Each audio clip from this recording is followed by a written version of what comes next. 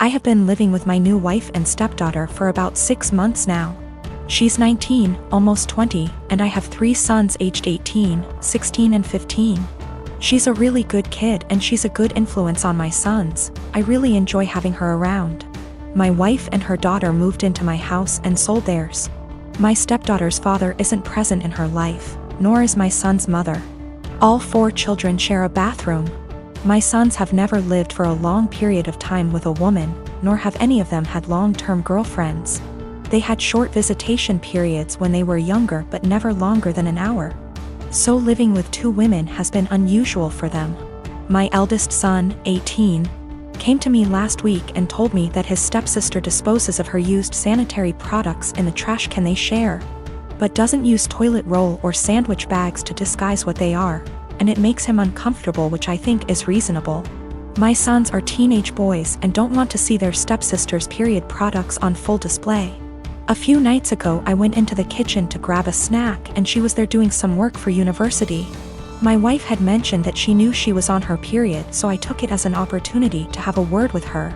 I told her my sons were uncomfortable and asked her if she'd mind putting her used products in diaper bags or flushing them down the toilet. She laughed and told me it was rich coming from a man who sheds like a gorilla and has produced 3 skid-marking sons, which I thought was just an unnecessary attack. I've been nothing but nice to the girl and it's hardly a comparison. My sons shouldn't be subjected to her unhygienic products if it makes them uncomfortable. She went on to lecture me about how tampons can't be flushed and that it's bad for the environment if she uses diaper bags for everyone, which I think is just an excuse. I called her a scruff and told her that this was my house and that what I say goes. I later asked my wife if she could have a word with her and she told me I was being ridiculous and that her daughter has had her period for 10 years and knows what she's doing. When I told her it was making my sons uncomfortable, she said my sons needed to get a grip and turned over and went to sleep. This is a genuine issue to me and she didn't care enough to have a discussion about it. I asked my stepdaughter again in the morning and she did the same as her mother, completely dismissed it. Both of them have told me to stop being so silly, but I don't see how I'm being unreasonable when it makes my sons uncomfortable. I am a 17-year-old female, and I still live with my mom, my stepdad, and my 2 half-siblings, 5 and 7 year. My dad died when I was 5, driving me to the hospital. Mom didn't want to pay for an ambulance. He died in the crash and my leg and spine got busted up in a way that has left me needing a cane pretty much ever since. My stepdad's always been a little distant with me. He likes to make jokes about how I'm an early blooming black widow. I think he gets that from my mom, who blames me for my dad's death. I do too, it is my fault after all, so I don't push back on it. Anyway, the point is that with the current situation my parents are always looking for ways to get my half-siblings active and doing things without leaving the house, and have recently settled on scavenger hunts. I have no problem with this, honestly. I wish they'd stop hiding stuff in my underwear drawer, but it's a 5-year-old and a 7-year-old, so that's not the worst. My problem though is that they keep taking my cane when I'm not looking. I tend to get lost in my homework and my writing hobby and zone out, and having it be one of the items that my half-siblings have to find. When I complain to my stepdad, he's a SAHD, so is usually the one running these things. He scolds me for being selfish and points out that my swivel chair has wheels if I need the bathroom and that they always get it to me before I have to go downstairs for dinner. I tried my mom yesterday, and she said that I was being a brat and that if I wanted a father who cared about me I shouldn't have killed my dad. I got really upset at that point and called my grandparents, my mom's parents. Dads are dead too. They showed up at 10 p.m. yesterday, and Grandma screamed at them while Grandpa packed my stuff up and helped me out to their car. My mom's been blowing up my phone and email, calling me all sorts of names and accusing me of turning her family against her and trying to get her in legal trouble, since minors can't move out. And I can't help but think that maybe she's.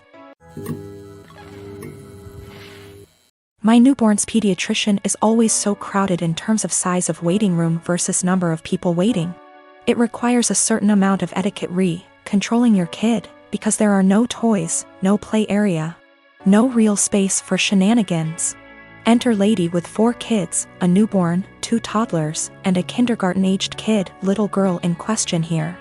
She really should have brought an iPad or a second adult or something because her kids were literally running around this space, yelling and screeching. The mom was oblivious to all of her kids except the newborn, who was quietly breastfeeding while mom was glued to her phone screen. Accordingly, other people were put in the awkward position of having to discipline her kids. Several people had previously tried to put her kids back in line for whatever issue, harassing their kids, being loud, whatever. Her kindergarten-age daughter, who clearly had some kind of special needs, was absolutely enamored with my newborn and his stroller. She was asking me if she could push it around. No, she was getting super close to my newborn, stop, and was generally just being annoying. FFS at one point when I wasn't looking and was preoccupied with my own kid. She went digging in my diaper bag and throwing my stuff onto the chair and the floor. My newborn was really fussy because we were there for a sick visit and he wasn't feeling well. And I did not feel like entertaining some strange kid. I tried being polite about it. Sweetie, where's your mommy? Points to mom, ma'am. Points to kid. The lady would call her kid back, but the kid just kept coming back to me. Rinse and repeat.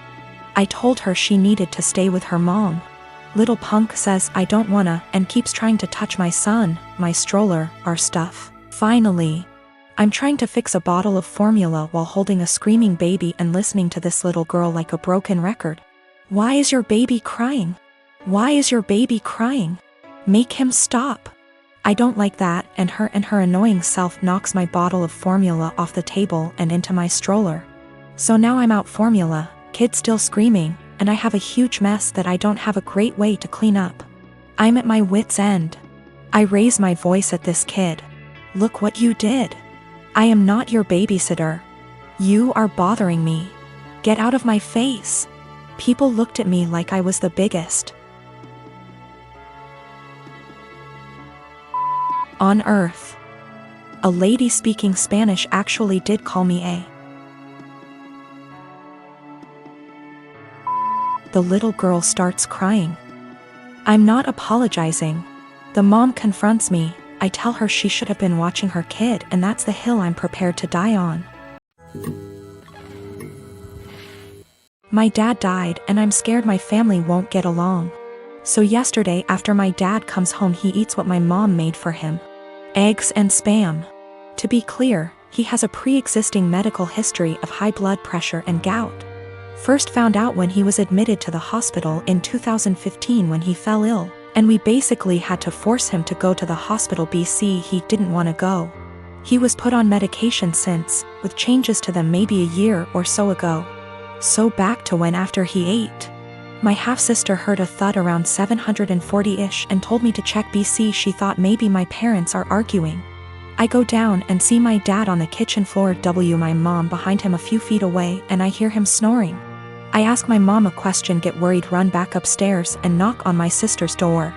She calls my other sister and also tells me to stop wasting time, call 911.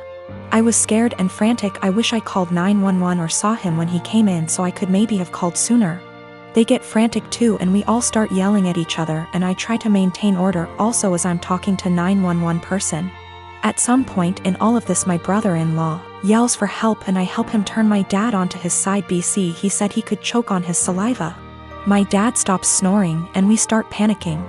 The EMS tells us how to perform CPR, but my sisters keep yelling, and so I try to get them working together. They finally start working on it. One is doing compression and the other giving him air and sometimes rotating. Fire department and ambulance gets here and they start doing the same thing but also have defibrillators, and honestly, I'm just in shock still. It was maybe 8:03 p.m. when they came or so, I don't remember, it's all a blur. I checked my phone for timestamp, but I called twice so I forgot when original call was placed. They called it at 8:50 p.m. and I just began to lose it. My aunt comes and my sister is trying to call my dad's work to let his bosses know. We talk about how we want my dad's arrangements and agree on cremation. BC, we don't have the money for anything else, but also my sister wants the remains. My mom is bipolar schizophrenic and my sisters and bro-in-law don't get along. Her because of a whole history that would keep you here forever if I tried to type it. My dad was a bad person, but he still chose us and tried his best to provide regardless of his fallacies. He had my mom's back too, saying he wouldn't kick her out or place her in a mental home. My sisters kinda want that, I think, but I'm scared to talk about it. My mom is okay sometimes, but also acts up BC of her mental illness sometimes, and my dad and I were her constants regardless of what happened.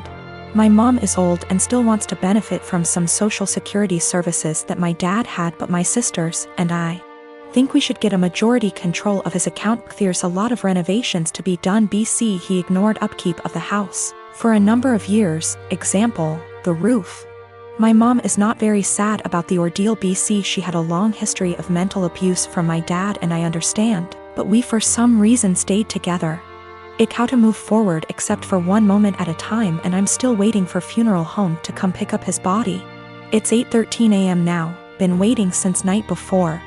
And I have been crying, but also I can't sleep, and I'm sorry if this doesn't meet guidelines. I just need to vent. Even though I told a few friends, I'm still in disbelief. How this will moving forward. I believe it can though. But it's hard to stay positive.